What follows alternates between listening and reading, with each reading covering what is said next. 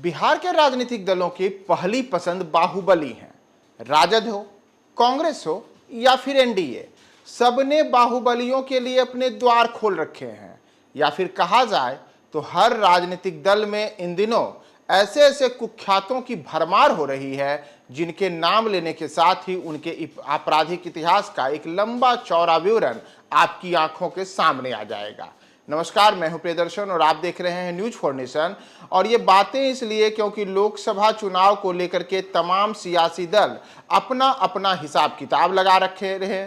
जीत हार कैसे हो, इसके लिए एक एक सीट की सेटिंग की जा रही है। और इस सेटिंग में बिहार, जो बाहुबलियों की राजनीति के लिए बदनाम है, एक बार फिर से इस लोकसभा चुनाव में भी कुछ वैसा ही देखने को मिल रहा है। और कई बाहुबलियों की किस्मत अब एक राजनीतिक दल से दूसरे राजनीतिक दल में तो अलग अलग जगहों पर सेट हो रही है। जैसे आज की ही बात करें तो बिहार में आज कई बड़े घटनाक्रम देखने को मिले हैं। और इन सियासी घटनाक्रमों में पप्पू यादव, जो कि जन अधिकार पार्टी के नेता थे, उन्होंने अपनी पार्टी का विलय कांग्रेस में कर लिया है। पप्पू यादव यानी कि वही पप्पू यादव जो 17 साल जेल में बिता कर आए, जिनके ऊपर कई गंभीर आपराधिक आरोप लगे और जिनके ऊपर ऐसे ऐसे आरोप लगे जिन वजहों से उन्हें अपने सियासी पारी को एक जगह से दूसरी जगह शिफ्ट करना पड़ा। लेकिन ये पप्पू यादव ही अकेले नहीं हैं। 16 साल जेल में बिता करके आए आनंद मोहन भी अब जदयू के हो चुके हैं। आनंद मोहन यानी कि उनकी पत्नी लवली आनंद जदयू का दामन थाम चुकी हैं और इस बार के लोकसभा चुनाव में उनके चुनाव लड़ने की भी पूरी संभावना है।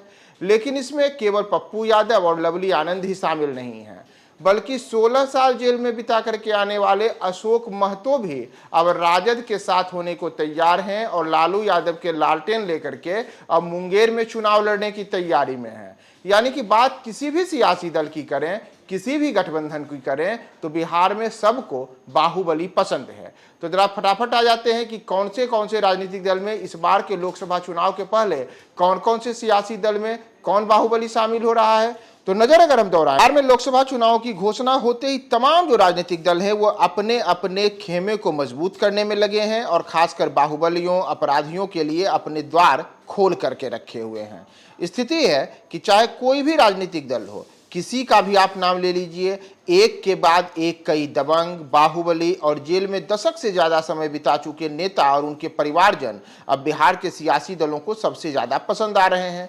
पसंद भी क्यों ना है, क्योंकि इनके जो अगर आप इतिहास को देखिएगा तो ऐसा इतिहास रहा है जो सियासत में अपने आप को सफल जाने के लिए अपने आपराधिक इतिहास को बड़े स्तर पर सामाजिक प्रभुत्व के रूप में इस्तेमाल करते हैं। जैसे अगर हम बात करें पप्पू यादव की, पप्पू यादव ने आज ही कांग्रेस का दामन थाम लिया। उन्होंने अपनी पार्टी का कांग्रेस में विलय कर लिया और कांग्रेस का हाथ थाम करके अब पप्पू यादव पूर्णिया से लोकसभा चुनाव लड़ने की तैयारी कर रहे हैं। लेकिन पप्पू यादव को जरा इतिहास को देखिए, वो 17 साल जेल में रहे, विधायक की हत्या का आरोप लगा, कई अन्य प्रकार के मामलों में नामजद रहे और यहां तक कि सन 1980 और 90 के दशक में सीमांचल के इलाकों में पप्पू यादव के नाम का जो आतंक रहा और पप्पू यादव तथा आनंद मोहन के बीच की जो अदावत रही, उस कहानी को आज भी जब लोग याद करते हैं, उस दौर में जो गोलियां उस इलाके में चलती थी और एक दूसरे पर जो गोलियों की बौछार होती थी, उसे लेकर के कई तरीके के किस्से आज भी आम लोगों की जुबान पर हैं। लेकिन पप्पू यादव को अगर हम देखें तो पप्पू यादव पर, जैसा मैंने आपको बताया कि उन पर तो अजीत सरकार की हत्या का आरोप लगा था, यानी कि माकपा नेता अजीत सरकार और उनके साथ 2 अन्य लोगों की जो हत्या हुई थी, इस मामले में वर्ष 1998 में पप्पू यादव जेल गए थे। बाद में स्थिति हुई थी कि 16 साल पप्पू यादव जेल में रहे और जेल में रहने के बाद सीबीआई ने इस मामले की जांच की, उन्हें सजा हुई, बाद में फिर अन्य अदालत में वो गए और ऊपरी अदालत से बरी हुए। उसके बाद से अब फिर से एक बार वो राजनीति में सक्रिय हैं। लेकिन इस बीच में वे 17 साल जेल में भी रहे। और इतना ही नहीं, अगर पप्पू यादव को आप देखिएगा तो पप्पू यादव पहली बार वर्ष 1990 में विधायक बने, फिर 5 बार लोकसभा के सदस्य बने। उनकी पत्नी भी लोकसभा गई, उनकी पत्नी राज्यसभा की मौजूदा समय में सदस्य हैं। लेकिन पप्पू यादव भले ही आज सियासी तौर पे काफी सफल हों, लेकिन उनके नाम के साथ बाहुबली वाला जो एक तगमा जुड़ा हुआ है वह आज भी जुड़ा है और उनके नाम पर जो कई प्रकार के संगीन अपराध के आरोप लगे थे उसे आज भी लोग खूब याद करते हैं। यानी कि पूरे के पूरे पूर्णिया और सीमांचल के जिलों में जो पप्पू यादव के सन 90 की कहानी होती है उसे आज भी लोग याद करते हैं। लेकिन उन्हीं पप्पू यादव को आज कांग्रेस ने अपने पास शामिल कर लिया। लेकिन पप्पू यादव अकेले ऐसे नहीं हैं, बल्कि अगर आप ध्यान दें तो कुछ दिनों पहले ही जदयू में लवली आनंद आई हैं। लवली आनंद कौन है? पूर्व सांसद हैं। उनके पति आनंद मोहन भी पूर्व सांसद हैं। लेकिन उनके पति आनंद मोहन इन्हीं पप्पू यादव के साथ इनकी अदावत चलती थी और उस दौर में सीमांचल के इलाके में पप्पू यादव और आनंद मोहन की जो अदावत थी उसकी कहानी आज भी लोग याद करते हैं। आनंद मोहन की अगर हम बात करें तो आनंद मोहन पर वर्ष 1994 में गोपालगंज के तत्कालीन डीएम जी कृष्णैया की हत्या का आरोप लगा था। उसके बाद उन्हें सजा हुई। देश में वे एक ऐसे नेता रहे जिन्हें फांसी की सजा हुई। बाद में उनकी सजा उम्र कैद में बदली, लेकिन आजीवन कारावास की सजा पूरी करने के बाद करीब 16 वर्ष जेल में रहने के बाद पिछले वर्ष यानी कि वर्ष 2023 में जब बिहार की नीतीश सरकार ने जेल मैनुअल के कुछ प्रावधानों में बदलाव किया तो उनकी रिहाई संभव हुई और अब आनंद मोहन जेल से रिहा हो चुके हैं। लेकिन आनंद मोहन की पत्नी लवली आनंद लोकसभा चुनाव के पहले अब जदयू का दामन थाम चुकी हैं। कुछ दिनों पूर्व ही जदयू के पूर्व राष्ट्रीय अध्यक्ष ललन सिंह और अन्य नेताओं की उपस्थिति में लवली आनंद ने जदयू का तीर अपने हाथ में लिया था और अब वे शिवहर लोकसभा क्षेत्र से चुनाव लड़ सकती हैं। यानी कि चाहे बात करें हम कांग्रेस की या जदयू की तो सबको बाहुबली पसंद है, क्योंकि पप्पू यादव जैसा मैंने आपको बताया कि उनकी भी एक रॉबिनहुड वाली छवि रही थी, तो आनंद मोहन भी इससे अलग नहीं रहे थे और आनंद मोहन पर भी कई किस्म के आरोप लगे थे।